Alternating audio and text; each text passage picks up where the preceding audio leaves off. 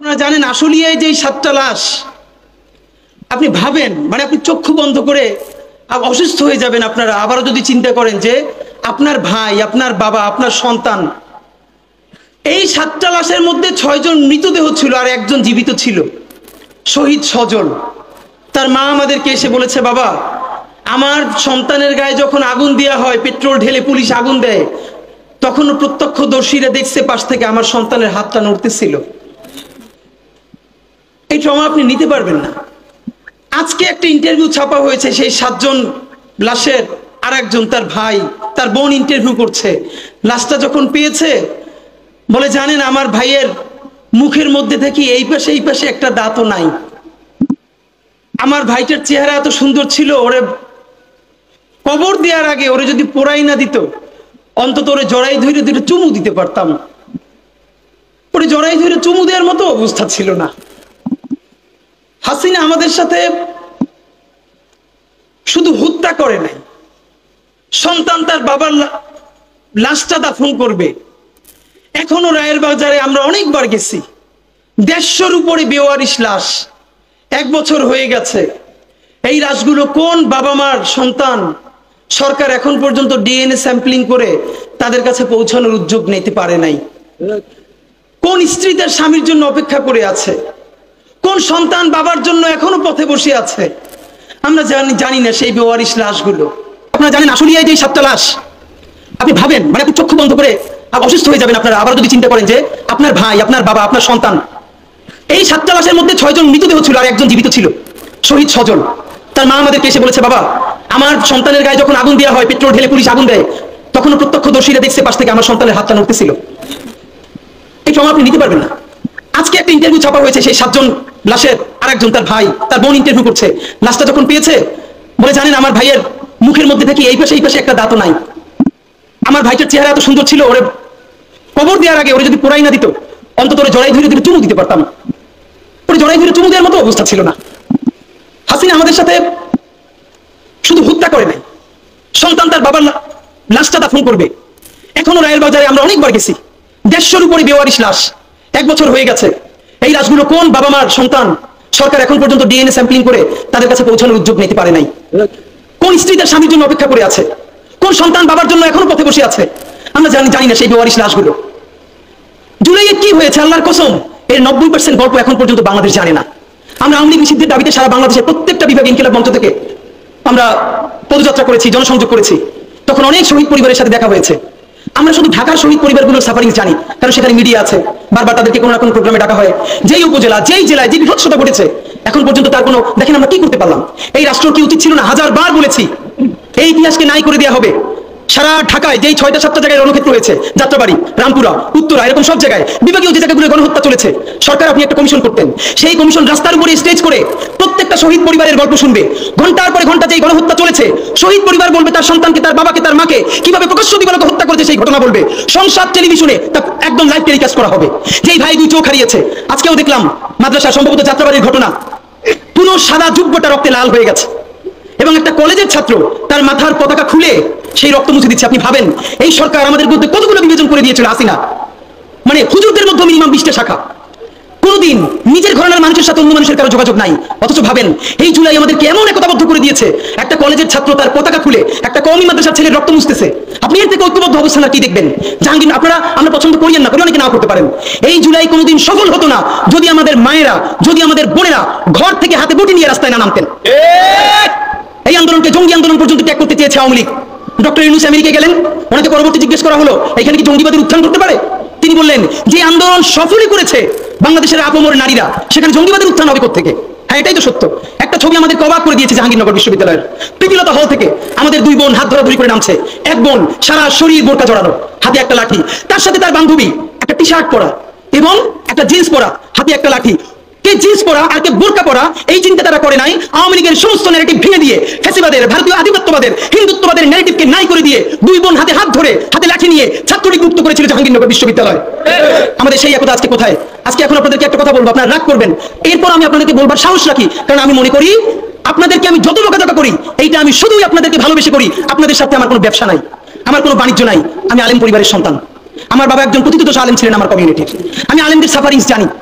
সুতরাং আজকে একটা গল্প বলি। ইনকিলাব মঞ্চের ঢাকা বিশ্ববিদ্যালয়ের সদস্য সচিব আমাদের জুমা, ও মহেশখালীর মেয়ে, ও জাহাঙ্গীরনগরের আরেকটা মেয়ে, এরা তিনজন মেয়ে বোটানিক্যাল গার্ডেনে ঘুরতে গেছে কিছুদিন আগে। কষ্ট নেবেন না, আমরা যদি এই লার্নিং নতুন করে চিন্তা করতে না পারি, বিশ্বাস করেন এইখান থেকে শুধু ভারতীয় আধিপত্যবাদের আইকনটা গেছে, ভারতীয় আধিপত্যবাদের কোনো প্রতিষ্ঠান এখান থেকে সরে নাই। আমরা কি শুধু আইকন কি? আপনার কি মনে হয় ভারতের সমস্ত বিনিয়োগ শুধু হাসিনার উপরে? না, এখন হাসিনা তাদের প্ল্যানে নাই, সে তো একটা ব্যক্তি। সে এখানে দেশ হিসেবে হাজার হাজার কোটি টাকা সেখানে বিনিয়োগ করেছে। এখানে তার অনেক ধরনের এস্টাবলিশমেন্ট আছে, একটার পরে একটা ফেস ওপেন করবে। এই আধিপত্যবাদের বিরুদ্ধে, এই ন্যারেটিভের মোকাবেলায় এই জুলাইয়ের যে একতাবদ্ধ শক্তি, নারী, পুরুষ, কওমি, আলিয়া, সালাফি, মাদ্রাসা, কলেজ, ইউনিভার্সিটি, হিন্দু, মুসলমান, বৌদ্ধ, খ্রিস্টান, এদের যে ঐক্যবদ্ধ দেশের আধিপত্যবাদের বিরুদ্ধে একতা, এটার বিরুদ্ধে জীবন গেলেও আমাদের ঐক্য আর ভাঙা যাবে না। আমরা আমার মুসলমানের জায়গায় থাকবে, সবাই সবার জায়গায় থাকবে, কিন্তু দেশপ্রেমের জায়গায় আমাদের এমন কোনো কথা, এমন কোনো প্রশ্ন যদি করি যাতে জুলাইয়ের ঐক্য বাধাগ্রস্ত হয়, এইখানেই কিন্তু আওয়ামী লীগ সফল হয়ে যাবে। দেখেন, আমি বিএনপির এত সমালোচনা করার পরেও কেন এত ঝুঁকি নিয়ে বলি যে এই বিএনপিকে শতভাগ রাজনীতি থেকে নাই করে দেওয়া যাবে না? কারণ আমার হিসাব খুব বরাবর। আমরা একটা যুদ্ধের মধ্যে আছি, অনেকগুলো ফেজ একসাথে ভারতীয় আধিপত্যবাদের বিরুদ্ধে লড়তে হবে। এখানে দুটো পলিটিক্যাল ফোর্স। এই আওয়ামী লীগ তো ভারতীয় আধিপত্যবাদের এত বড় দাস ছিল না। তিনটা পরপর ভোটার ছাড়া নির্বাচন করে তাকে যখন আওয়ামী লীগ এখানে দাঁড় করিয়ে দিয়েছে ভারত, তখন ভারতের বাইরে যাওয়ার আর কোনো সুযোগ ছিল না। সুতরাং এই আওয়ামী লীগ এখন বাংলাদেশের শত্রু। আর একটা বড় ফোর্স বিএনপি। ভাইরা, যত কথা বলি, রাস্তাঘাটে আওয়ামী লীগ যখন মিছিল করে তারে কিন্তু পিটাইয়া থানায় দিছে এই বিএনপি। সেটা চাঁদাবাজির কারণে বলুক, যেই বলুক, ভদ্র সুশীল অন্য কোনো দল আপাতত দৃষ্টিতে ওই আওয়ামী লীগের পিটানোর মতো স্বাভাবিক ক্যাপাসিটি নাই, নামবে যখন আবার বড় কোনো ডাক আসবে। কিন্তু আওয়ামী লীগ তো বসে থাকবে না, এজন্য আমাদের কথা সোজা। এই বিএনপি চাঁদাবাজি করে, সেই চাঁদাবাজি আমরা সবাই মিলে বন্ধ করতে হবে। সে যখন ভারতীয় আধিপত্যবাদের সাথে সুর মিলিয়ে কথা বলে, আমরা তুমুল প্রতিরোধ করে এই বিএনপিকে শহীদ জিয়া এবং খালেদা জিয়ার কাছে ফিরিয়ে নিতে হবে। এই বিএনপি যখন জনতার ভাষায় কথা বলবে, তার প্রশংসাটাও আমাদেরকে করতে পারতে হবে। কারণ ভারতীয় আধিপত্যবাদের বিরুদ্ধে এবং আওয়ামী লীগের বিরুদ্ধে, দেখেন আজকে যদি বিএনপিকে শতভাগ কর্নার করে দেয়, এই বিএনপি কিন্তু আজকে আওয়ামী লীগের হাতটা ধরে ফেলবে। তখন লড়াই করতে গিয়ে দেখবেন আওয়ামী লীগ বিএনপি এক পাশে, তার সাথে ভারত আর সারা বাংলাদেশ। আমরা কার বন্ধু? ভাই, হিসাব তো সোজা। আল্লাহ রাসূল যুদ্ধ বিজয় করার জন্য ইহুদি পরিবারে তো বিয়ে করার দরকার ছিল না। তিনি যদি বিয়ে করতে চাইতেন, তার কি মুসলমান পরিবার নাই? এ তো বৃহত্তর কৌশল। সুতরাং এই আওয়ামী লীগ রে, এই ভারত রে বাংলাদেশের চূড়ান্ত বিচারের মুখোমুখি করার আগ পর্যন্ত দেশপ্রেমিক যে বিএনপির ফোর্স, তাদেরকেও আমাদের সাথে লাগবে। লাগবে কিনা বলেন? আমাদের জামাত ইসলামরে লাগবে, আমাদের এনসিপি রে লাগবে, কওমি লাগবে, হিন্দু, বৌদ্ধ, মুসলিম, খ্রিস্টান, আমাদের সকলকে লাগবে। যেই গল্পটা বলছিলাম, দেখেন একটা জিনিস আপনারা হয়তো খেয়াল করেছেন, এই জুলাইয়ের পরে লাগাতার যদি শাহবাগের ফ্যাসিবাদের বিরুদ্ধে কেউ বলে থাকে, সেটা ইনকিলাব মঞ্চ। যখন হেফাজতও বলে নাই, হেফাজতও যখন শাহবাগের বিরুদ্ধে সমাবেশ করে নাই, শাপলা গণহত্যার বিচার চাইয়া বড় করে সমাবেশ করে নাই, তখন আমরা শাহবাগের ফ্যাসিবাদের বিচার চাইয়া শাহবাগ অবরোধ করে 3 দিন জাদুঘরের সামনে অবস্থান নিয়েছিলাম। আপনাদের নিশ্চয়ই মনে থাকবার কথা। কিন্তু এইখানে একটা কথা, শাহবাগে যারা গিয়েছে না বুঝে, তারাও যদি তওবা করে, আমরা তাদের সাথেও জুলুম করতে চাই না, তাদের সাথে আমরা ইনসাফ চাই। আমি আমার শত্রুর সাথেও ইনসাফ চাই। যে আওয়ামী লীগ গণহত্যা করে নাই, ধর্ষণ করে নাই, আয়নাঘর করে নাই, সেও যদি ট্রুথ অ্যান্ড রিকনসিলিয়েশন কমিশন করে তওবা করে ফিরে আসে, নতুন বাংলাদেশ বিনির্মাণে অংশ নিতে চায়, আমরা তাকেও ক্ষমা করে দিয়ে তার সাথেও ইনসাফ করতে চাই। কিন্তু তার আগে বিচার নিশ্চিত করতে হবে। এত কথা বলবার এক কারণ, ভাইরা আমার, আমাদের অনেক অন্যরা বলা ভিন্ন কথা। আমাদের অনেক মাদ্রাসার ছাত্ররাও দেখি নারীদেরকে হরে ভরে শাহবাগী কমেন্ট করেন, শাহবাগী লেখেন, শাহবাগী মহিলা গালিগালাজ করেন। আমাদের মনস্তত্ব এমন হয়ে গেছে, ভাবেন আমাদের সেই 3টা মেয়ে বোটানিক্যাল গার্ডেনে ঘুরতেছে, এর মধ্যে একদম স্লিভলেস। দেখেন, এইটা কি ইসলামের কোনো মোরালসের মধ্যে আছে? একজন যেই কাপড়টুকুনি পরুক, ইসলামের মোরালস তো মানে তার দিকে তাকানোই যাবে না, যদি আমি সেরকম ভালো মুসলমান হই। তাকাইছি। এরপর আবার তারে আল্লাহ রাসূল বলেন, আল মুসলিমু মান সালিমাল মুসলিমুনা মিন লিসানি ওয়া ইয়াদি। অথচ আমি এক মেয়েরে ডাকতেছি শাহবাগী এই বইলা, এ কেমন মুসলমান ভাই? এখন তার মাথায় যদি একটা টুপি থাকে এবং পরনে পাঞ্জাবি থাকে, এই মেয়ের মনস্তত্ত্বে ইসলাম, মুসলমান, মাদ্রাসা সম্বন্ধে কি ভয়ানক অবস্থা তৈরি হয় আপনি ভাবেন তো। আমি এখন এটা বুঝতে পারি আমাদের যে এই ভাইরা কেন তাদেরকে এই পোশাক আশাকে দেখলে শাহবাগী ডাকে। কারণ সেই গত 15 বছর ভীষণ যন্ত্রণার মধ্যে দিয়ে গেছে। শাপলার ভয়াবহ রাতে যে থাকে নাই, শাপলার দুঃসহ যন্ত্রণা সে কোনোদিন বুঝবে না। ঠিক এই কারণে আমি বলি আমি শাপলার সন্তান, কারণ আমি সেখানে ছিলাম। একটা ছবি ভয়াবহ, আমি কোনোদিন নিতে পারি নাই। 2 ভাই, একজনের লাশটা বুকে জড়াই এরকম ধরে আছে, যাইতেও পারতেছে না, নিতেও পারতেছে না, পতাকা জড়ানো, চতুর্দিকে গুলি, শাপলার বিভীষিকাময় দিন রাত। কিন্তু এই জন্য কি আমরা আমাদের সাথে যে জুলুম হয়েছে, আমরা কি আরো একটা জুলুম কারোর সাথে করতে দিব? না, আমরা জুলুম করতে দিব না। আমরা আমাদের জীবন দিয়ে হইলেও আমার শত্রুর সাথে ইনসাফ চাইবো। আজকে আমি হাটাজারিতে দ্বারা এই কথাটা কেন বললাম? আমি সারা বাংলাদেশের আর কোনো মাদ্রাসায় মসজিদে এই কথাটা বলতাম না। কারণ হাটাজারিতে আমি এসেছি, এইটা হলো সারা বাংলাদেশে যারা মূলধারার আলেমদেরকে ভালোবাসে, তাদের রুহানিয়াতের জায়গা, তাদের অন্তরের সব থেকে শ্রদ্ধার জায়গা। সুতরাং আমার যদি কোনো কষ্ট থাকে, আমি আমার মুরব্বীদের কাছে বলবো না, কারে বলবো? আমার যদি ভুল থাকে, আমি তাদের কাছ থেকে দোয়া নিব না, কার কাছ থেকে দোয়া নিব? আপনাদের কাছে বিনীত অনুরোধ করি, হরে দরে কাউরে শাহবাগী বলা যাবে না। নাম্বার 2, অন্তত দেখতে চাই ফেসবুকে এরপর থেকে আলেম থেকে মাদ্রাসা থেকে আমাদের ভাইদেরকে বুঝাইতে হবে, কথা পছন্দ না হইলেই। এবং আপনাদের কাছে বিনীত অনুরোধ, হুজুর হয়তো খেয়াল করেন নাই, হয়তো বলে ফেলেছেন, এটা উনি মিন করে বলেন নাই। দুনিয়ার কোনো নারী তো ভালো কথা, দুনিয়ার কোনো পুরুষেরও শারীরিক অবয়ব নিয়ে আমরা কোনোদিন কথা বলতে পারি না। আপনারা মানে যত মারধর করেন আমি এটা বলবো, আল্লাহ রাসূল বলেছেন? ইভেন কোন কাফিরের শারীরিক অবয়ব নিয়ে বলেছেন? না, বলেন নাই। হেফাজত ইসলামের ঢাকা বিরাট মহাসমাবেশে দুই একজন ভাই ভুলে দুই একটা বাদে শব্দ উচ্চারণ করেছেন, আপনাদেরকে বিনীত ধন্যবাদ জানাই। আমরা ইনকিলাব মঞ্চ থেকে ফোর্স করেছি, বলেছি না এইটা হতে পারে না, দুঃখ প্রকাশ করেন। এই জুলাই আমাদেরকে কি এনে দিয়েছে, হেফাজতের বর্তমান স্ট্যান্ড দেখে আমরা অবাক হই। আলহামদুলিল্লাহ, প্রত্যেকটা ইস্যুতে হেফাজতের এখন বিবৃতিগুলো অনেক সময় নিয়ে পড়ি। এর মানে নতুন কিছু এখানে ইনপুট হচ্ছে, আমাদের ভাইয়েরা পড়াশোনা করছে, এটা রিফ্লেকশন আছে। আমি ভাইদের কাছে যারা এখানে আছেন বিনীত অনুরোধ করি, পর থেকে এটা দেখতে চাই। আপনারা এরপর থেকে যত বিবৃতি হেফাজত থেকে দিবেন, এরপর থেকে শুধু বাংলায় দিলে হবে না, প্রত্যেকটা বিবৃতির সাথে সাথে ইংলিশ এবং আরবিতেও দিতে হবে। হেফাজতের রাজনীতি তো শুধু বাংলাদেশে না, তারই আমেরিকান এম্বাসিতে গিয়ে বোঝানো হয় এরা জঙ্গি, এরা মৌলবাদী। আমেরিকান এম্বাসির যিনি আমেরিকান রাষ্ট্রদূত, কানাডিয়ান অস্ট্রেলিয়ান রাষ্ট্রদূত, সে তো আর বাংলা জানে না। আপনার বিবৃতি ডেইলি স্টার অনুবাদ করে সে তো পারে। তো এই যে প্রথম আলো, ডেইলি স্টার বা মিডিয়া ঠিক ইনভার্টেড কমার মধ্যে অনুবাদের যে কি রাজনীতি করতে পারে, এটা আমরা জানি। সুতরাং আপনি এই রাজনীতির সুযোগ দিবে কেন?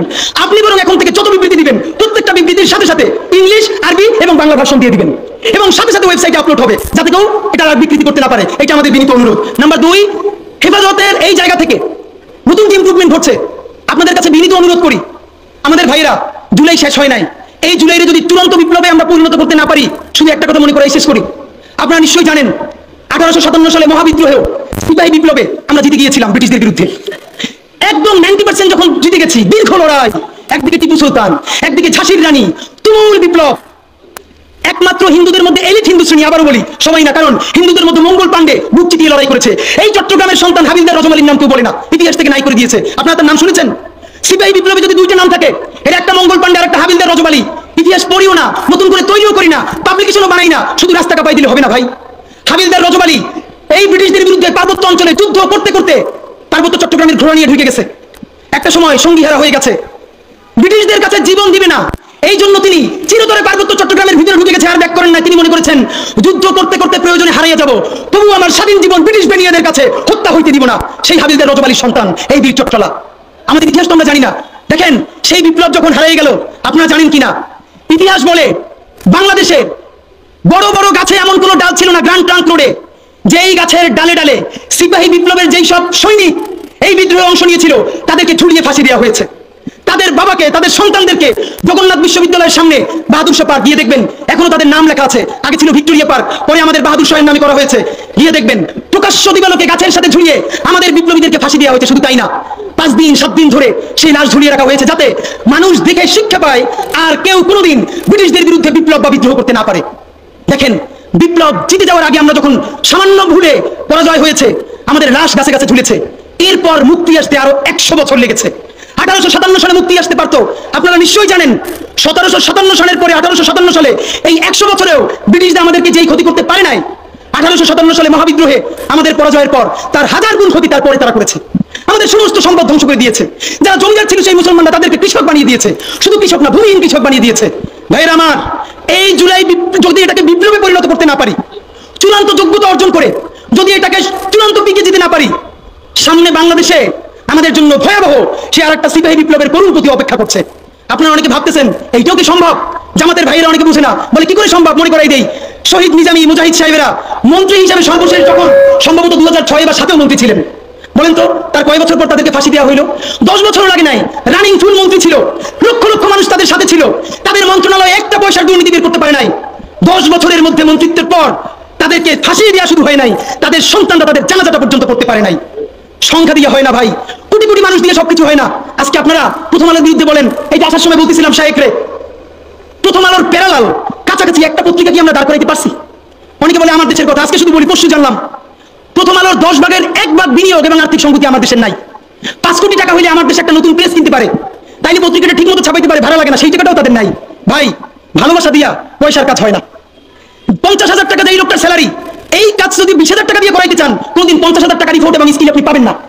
ওই 50,000 টাকাই লাগবে। মানুষ মাগনা কাটে 3 দিন, একজনের দাওয়াত খাওয়ায় 2 দিন 3 দিন, তারপরে আর চলে না। আমাদের আর্থিক যোগ্যতা অর্জন করতে হবে।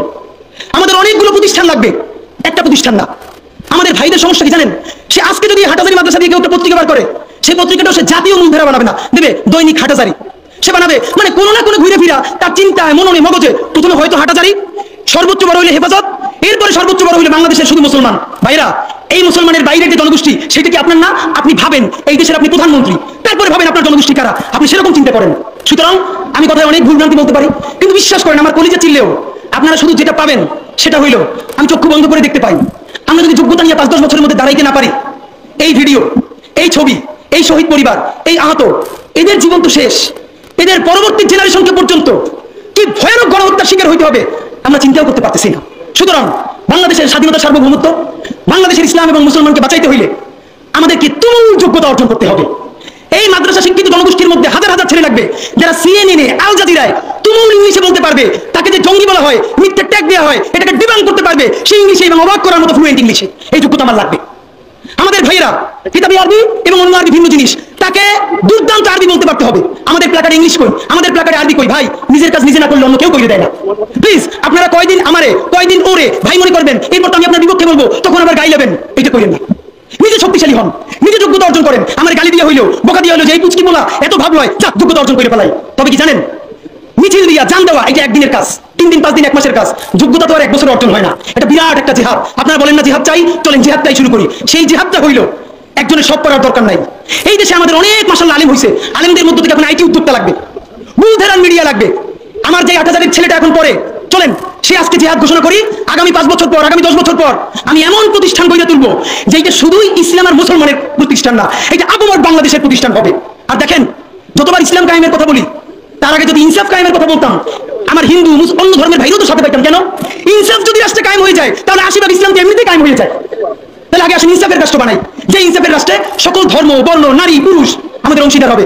ইনশাআল্লাহ ইনসাফ যদি কায়েম হয়ে যায়, সেই ইনসাফে যদি কারো খিলাফত আকাঙ্ক্ষা থাকবে, আলহামদুলিল্লাহ হতে পারে, যে কোনো আকাঙ্ক্ষা হতে পারে। তো আপনাদের কাছে বিনীত অনুরোধ, আমি শুধু এটুকুন বলতে আসছি, প্লিজ আমাদের উস্তাজরা, আমাদের ভাইদেরকে, এখানে যারা আছেন জানি হাইনে একটা মেয়েকে দেখে সে যা কাপড় চুপড় করুক, ভাই একটা মেয়ে যদি উলঙ্গ হয়েও হইতে যায়, প্রথমত তো আমি যদি মাদ্রাসার ছাত্র হই, মুসলমান হই, তার দিকে তো তাকানোই আমার জায়েজ নাই। তাকাই এরপর আবার তার কটু কথা বলি, ভাই এরকম তো হবে না। হ্যাঁ, কেন বলে? তার ওই প্রচুর সাফারিং, এই শাহবাগীরা আমাদের জীবনকে ধ্বংস করছে। ভাই সেটার বিরুদ্ধে যদি আমিও তার মতো করি, সে তারও ক্ষিপ্ত হয়ে উঠবে। বরং আমি তার এমন আদর্শ দিয়ে বিজয় করার সময় এসছে, সে যেন বাসায় গিয়ে বলে, যেই ছেলে মেয়েগুলো জঙ্গি মনে করতাম, এদের সাথে মিশে দেখলাম, অদ্ভুত, এদের ব্যাপারে মিথ্যে কথা বলা হয়, এদের কাছেই আমরা সবচেয়ে নিরাপদ। সুতরাং এই দাড়ি টুপিওয়ালা মানুষগুলোই, এদের কাছেই বাংলাদেশের সমস্ত নারী এবং অন্য ধর্মের মানুষ নিরাপদ হয়ে উঠবে, বাংলাদেশ নিরাপদ হয়ে উঠবে। সেই প্রত্যাশা আপনাদের কাছ থেকে দোয়া নিয়ে শেষ করছি। বাংলাদেশ জিন্দাবাদ, ইনকিলাব জিন্দাবাদ।